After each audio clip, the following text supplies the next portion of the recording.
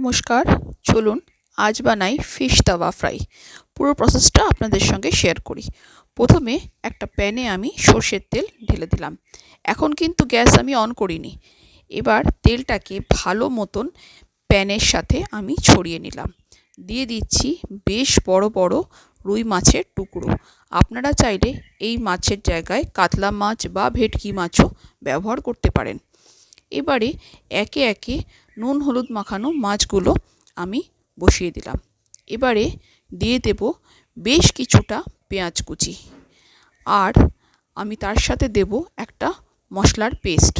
মশলার পেস্টের মধ্যে আছে পেঁয়াজ, আদা, রসুন, কাঁচা লঙ্কা, ধনেপাতা আর টমেটো।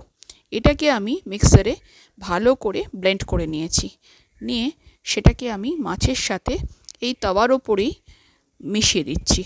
একটা কথা বলে দিই, এই তাওয়া যেটা নিয়েছি এটা কিন্তু আমি ননস্টিক নিয়েছি। ননস্টিক নিলে এই ধরনের রেসিপি কিন্তু বেশি টেস্টফুল হবে। এবার কিছু গুঁড়ো মশলা দিচ্ছি। প্রথমে দিচ্ছি 1 চামচ শুকনো লঙ্কার গুঁড়ো। আপনারা ঝালটা যেভাবে খাবেন সেভাবে দেবেন। তারপরে দিচ্ছি বেশ কিছুটা হলুদ গুঁড়ো। তারপরে দিচ্ছি অ্যাজ পার টেস্ট সল্ট, আর দিচ্ছি কিছুটা ধনে গুঁড়ো। এই মশলাগুলো কিন্তু ভালো করে আমি আগের মশলার সঙ্গে মাছের সঙ্গে ভালো করে মিক্স করে দেবো। এরপরে আমি দিয়ে দেবো ওপর থেকে আরও একটু সর্ষের তেল দিয়ে ভালো করে আমি মাছগুলোকে ম্যারিনেট করে দেবো, যেন মাছের প্রত্যেকটা অংশে এই মশলাটা লেগে যায়, সেইভাবে ভালো করে মিক্স করে দিতে হবে। এবং পেঁয়াজগুলোকেও ভালো করে মিশিয়ে দিতে হবে। যদিও বা আমি পেস্টে পেঁয়াজ ব্যবহার করেছি, তাও আমি একটা কুচি করা পেঁয়াজ ওপর থেকে দিয়ে দিয়েছি। এতে কিন্তু টেস্টটা আরও বেশি ভালো হবে। মাছটা খানিকক্ষণ আমার মাখানো হয়ে গেছে। কিছুক্ষণ রেখে দিয়ে এবার আমি গ্যাসের ওভেনটাকে অন করব।